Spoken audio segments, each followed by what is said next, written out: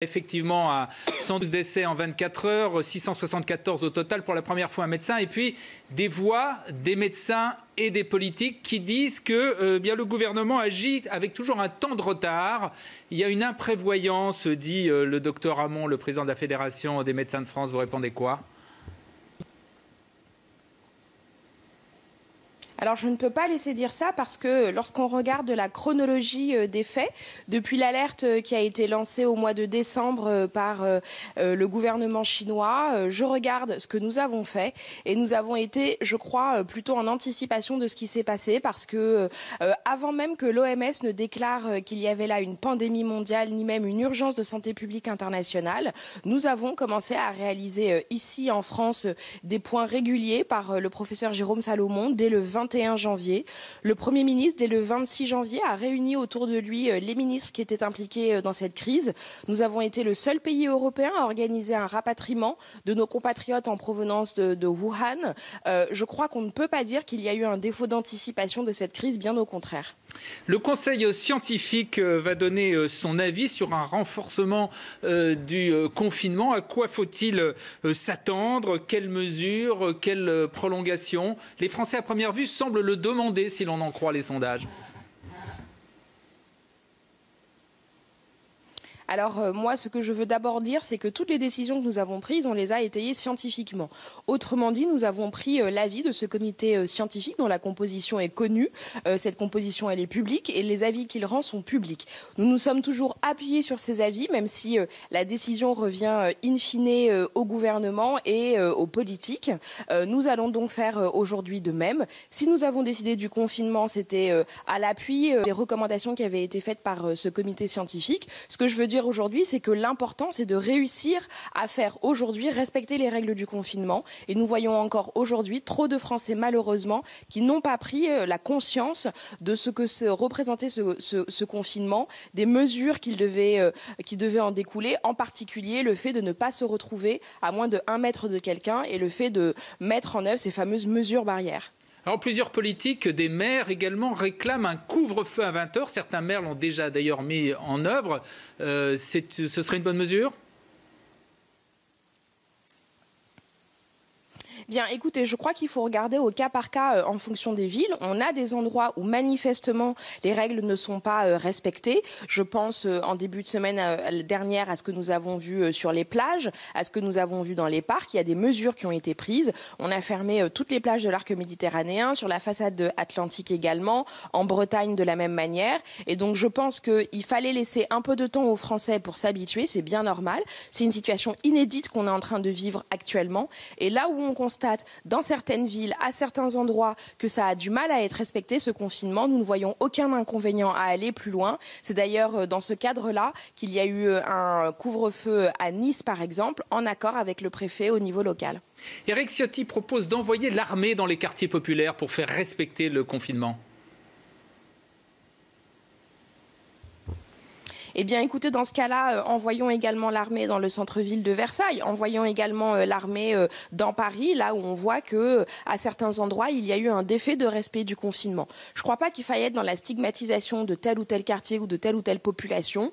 Il faut que, de manière générale, on regarde précisément si les mesures que nous avons préconisées, les mesures que nous avons imposées, qui sont, il faut le dire, des mesures qui sont très restrictives de la liberté de déplacement, qui sont des mesures inédites en temps de paix pour notre pays. Ces mesures-là sont déjà très fortes. Il faut qu'elles soient respectées. Moi, j'appelle tous nos concitoyens à compter chaque jour, en dehors de leur cellule familiale, en dehors de leur appartement ou de leur maison, avec combien de personnes ils rentrent en contact. Et c'est parce que nous aurons cette discipline individuelle que collectivement nous réussirons à faire reculer l'épidémie. Les transports publics doivent continuer ? Je pense que c'est important parce que derrière les transports publics, au fond, quelle est la question qui se pose? La question qui se pose, c'est celle de la continuité de la vie économique. Il ne s'agit pas de gagner un point de PIB de ci ou de là. Nous savons d'ores et déjà que notre pays connaîtra une croissance négative en 2020. Nous savons d'ores et déjà que le déficit public sera d'au moins 3,9%. Et je ne crois pas, quand on regarde les mesures qui ont été prises par le gouvernement en matière économique, en matière budgétaire, que nous soyons là en train de compter les litres d'eau pour savoir pouvoir éteindre l'incendie. En revanche, nous avons besoin que des gens travaillent dans des usines d'emballage, parce que qui dit emballage dit brique de lait. Qui dit brique de lait dit capacité à nourrir notre population. Nous avons également besoin que les soignants puissent accéder aux hôpitaux, que les médecins puissent accéder à leur lieu de travail. Sans cela, et donc au fond sans transport public, de manière minimale, nous ne pouvons pas aider ceux qui sont en première ligne sur le front de la guerre sanitaire. Ce confinement, il va être prolongé. On a une idée de combien de temps il faudrait? 15 jours, un mois? Nous avons toujours dit, et c'était le sens de l'intervention du président de la République, que ce confinement serait d'une durée minimale de 15 jours. Et nous avons toujours considéré qu'il serait possible de l'étendre. J'ai même moi-même dit que ce serait fortement probable. Nous attendons, comme nous l'avons toujours fait, d'avoir un avis du Conseil scientifique. Cet avis interviendra aujourd'hui et nous en tirerons évidemment, bien entendu, toutes les conséquences. Alors les masques, Olivier Véran s'est expliqué sur le manque de stock qu'il y avait. Il a promis 250 millions de masques commandés. Alors très précisément, quand les aura-t-on et pour qui seront-ils ces masques? Pour tout le monde, uniquement pour certaines professions, et dans ce cas-là, lesquelles? Depuis le début, nous recherchons des masques. Dès que nous avons eu connaissance de cette épidémie en Chine, nous nous sommes posé la question de la meilleure manière de protéger nos concitoyens. Je le redis, et je sais que ça devient un peu lassant peut-être à force de l'entendre pour les journalistes, mais la meilleure manière de se protéger, c'est de se tenir à plus de 1 mètre des gens qui sont autour de nous. La meilleure manière de se protéger, c'est de se laver les mains, de respecter ces fameuses mesures barrières. Dans certaines circonstances, les masques sont utiles. Ils sont recommandés quand il s'agit d'être dans une situation de soins, quand on est médecin, infirmière libérale, aide-soignante en EHPAD, quand on est au contact de populations fragiles. Oui, il faut se protéger soi-même et il faut protéger les autres. Mais il faut aussi savoir utiliser ces masques. Et je l'ai dit, j'ai été parfois moquée sur les réseaux sociaux quand j'ai dit que je ne savais pas utiliser les masques. Mais je vous pose les questions à vous. Savez-vous comment on retire un masque selon le protocole? Avez-vous regardé comment on retirait des gants correctement? On voit bien là qu'il ne s'agit pas, lorsqu'on est dans une population, une société qui n'a pas l'habitude de porter des masques, contrairement à certaines sociétés asiatiques, de faire tout et n'importe quoi. Il faut protéger en première ligne nos soignants, c'est ce que nous avons souhaité faire. Et évidemment, nous avons un ordre de priorité, parce que sans soignants capables de nous soigner, nous ne pouvons pas protéger le reste de la population. Et donc, ce que nous avons fait depuis le début, c'est chercher des masques. Malheureusement, figurez-vous que tout le monde en cherche au même moment. Donc il y a une tension mondiale sur la production de masques, d'autant plus que c'est en Chine, l'épicentre initial de cette épidémie, qu'il y a la plus grosse production de masques. Nous faisons notre maximum, nous cherchons tous azimuts, nous cherchons même à convertir des industries françaises pour qu'elles puissent fabriquer des masques de bonne qualité qui protègent également, qui répondent à un certain nombre de normes minimales pour être efficaces. Et donc c'est dans cette direction-là que nous continuons à aller, et dès lors qu'il sera possible d'avoir une production suffisante, nous serons aussi en capacité peut-être d'étendre les personnes à qui nous devons donner des masques. Mais je veux le redire, quand on est dans une situation où on est caissier ou caissière dans un supermarché, la mesure de protection qui fonctionne, c'est par exemple d'être à 1 mètre de distance du client, c'est aussi d'avoir par exemple une vitre en plexiglas qui vous protège. La gestion des tests, on ne comprend pas pourquoi en France ils sont réservés seulement aux personnes âgées, aux populations fragiles, aux femmes enceintes, alors que des pays comme l'Allemagne généralisent bien davantage ces tests. Nous avons en tout point suivi les recommandations de l'OMS et les recommandations de la Commission européenne. Au premier stade de l'épidémie, rappelez-vous, on parle du cluster de l'Oise, on parle du cluster des Contamines Montjoie. Nous avons systématiquement retracé l'ensemble des cas contacts et testé ces cas contacts à partir des cas ou du cas qui était avéré. L'objectif à ce moment-là, c'était de remonter les chaînes de contamination, d'avoir des enquêtes de santé publique qui étaient précises, qui étaient exhaustives et qui permettaient de contenir l'épidémie. Et quand on en regarde le résultat, que ce soit dans l'Oise, que ce soit en Haute-Savoie, nous avons systématiquement réussi à contenir l'épidémie là où il y avait des foyers importants.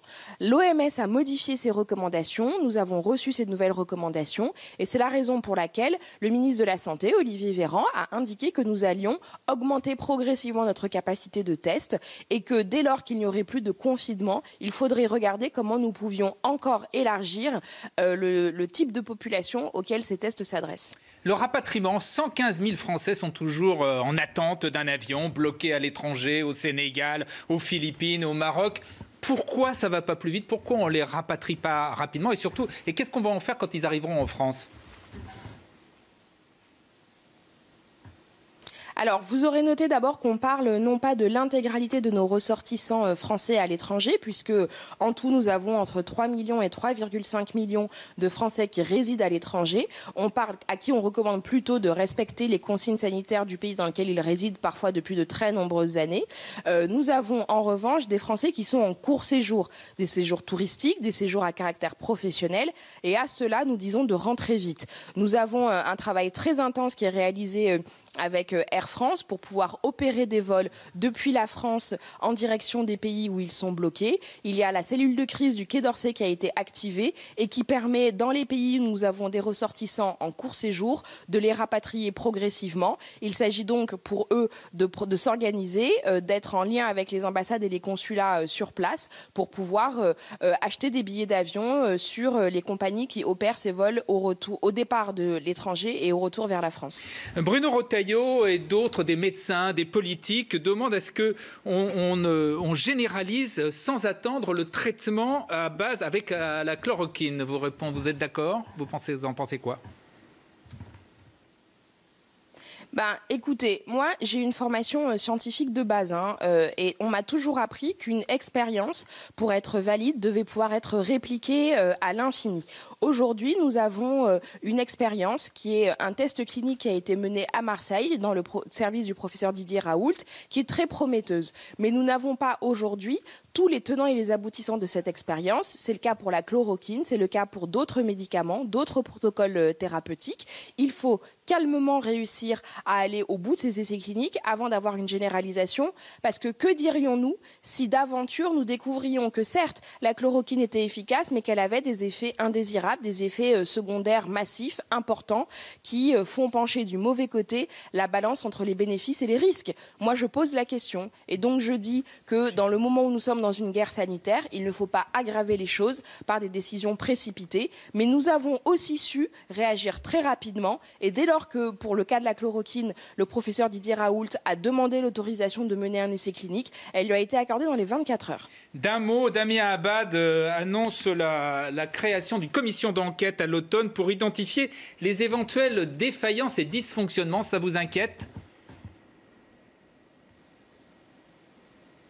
Non, ça ne m'inquiète pas parce que je crois que nous avons, avec beaucoup de professionnalisme, beaucoup de détermination et de gravité, regardé cette crise en face, y compris à un moment donné où on avait des gens sur les plateaux de télévision, dans les radios qui disaient mais au fond il s'agit d'une grosse grippe. Nous avons pris nos responsabilités et quand on est un gouvernant dans un État démocratique auquel je tiens particulièrement, c'est normal qu'on puisse rendre des comptes et donc c'est normal qu'il y ait des commissions d'enquête parlementaires qui interrogent le processus de cette crise. Nous serons évidemment prêts à y répondre. Ça fait partie du jeu démocratique. Et je voudrais rajouter une dernière chose. Quand nous avons mis dans la loi d'urgence qui a été adoptée ce week-end l'état d'urgence sanitaire, c'est bien parce que nous considérions que toutes les mesures que nous prenions d'un point de vue sanitaire comme d'un point de vue de restriction des libertés publiques nécessitaient un contrôle du Parlement. Et c'est avec cette volonté-là que nous avons mis en place cet état d'urgence sanitaire dans notre droit.